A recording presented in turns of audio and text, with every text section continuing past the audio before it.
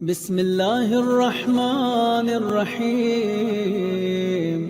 ایک شخص ہے جس نے خط لکھا ہے امام محمد تقی جواد علیہ السلام کی بارگاہ مقدس میں،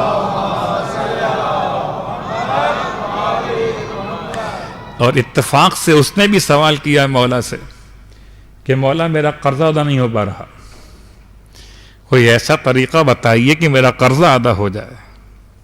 میں پھر بات کو دہراتا ہوں، قرضہ لینا آپ کا مسئلہ ہے، قرضہ ادا کرنے کی دعا بتانا معصوم کا مسئلہ ہے۔ آپ اپنے مسائل کو ٹھیک کیجئے۔ معصوم نے تو ہمیشہ سے اتنا عطا کیا ہے کہ دامن چھوٹا پڑ جاتا ہے، وہ دامن کہاں سے لاؤں جو آل محمد کی سخاوت کو سمیٹ لے۔ مجھے تو مانگنے کا طریقہ نہیں آتا، اتنا یقین ہے کہ طریقہ مجھے مانگنے کا نہیں آتا مگر ان کو دینے کا تو آتا ہے۔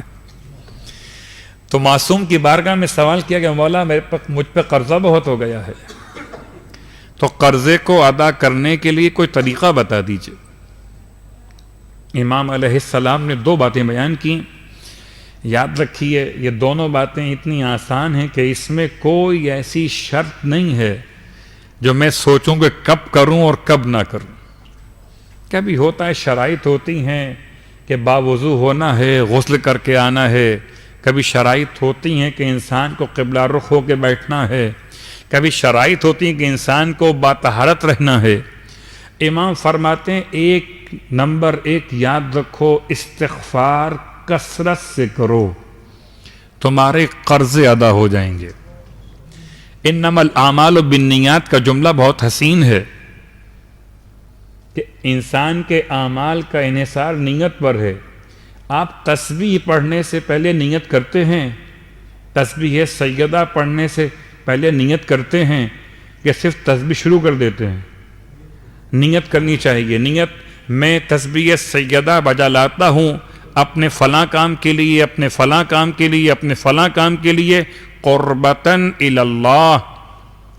ہماری اور آپ کی عادت کیا ہے؟ تسبیح کی التماس کی، تسبیح اٹھائی، اللہ اکبر اللہ اکبر، اللہ شروع ہو گئے۔ نہیں، نیت کیجئے کہ ہر عمل جو تقرب پروردگار کی علامت ہے اس میں نیت لازم ہے، اور پھر نیت میں اپنا مسئلہ بیان کیجئے۔ آپ تسبیح کیوں پڑھنا چاہتے ہیں؟ امام زمانہ علیہ السلام کی حفاظت کے لیے،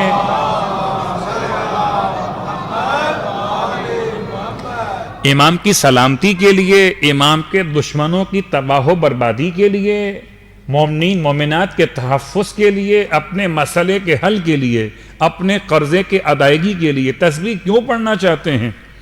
قسم بخدا اگر کوئی اور ذکر تسبیح سیدہ سے افضل ہوتا تو اللہ کا رسول اپنی بیٹی سیدہ کو وہی عطا کرتے۔ تو یہ تسبیح کی بات ہے۔ تسبیح سیدہ کے عنوان سے استغفار پڑھنے سے پہلے نیت کیجئے کہ میں استغفار کی تسبیح پڑھتا ہوں برائے ادائیگی یہ قرض، قربتاً الی اللہ۔ پھر بسم اللہ الرحمن الرحیم، پھر درود کی تلاوت، پھر پڑھیے استغفر اللہ ربی واتوب الیہ، استغفر اللہ ربی واتوب الیہ، استغفر اللہ ربی واتوب الیہ۔ ہم بغیر نیت کے، بغیر بسم اللہ پڑھے ہوئے، بغیر درود کا سہارا لیے ہوئے استغفار کو ویسے ہی لقلقہ لسانی سمجھ کے پڑھ لیتے ہیں، تو اس لیے اثر ویسا نہیں ہو پاتا جیسا کہ ہونا چاہیے۔ بڑے ادب کے ساتھ، انتہائی معذرت، جملے سخت ہو، صلوات پڑھے محمد و آل محمد۔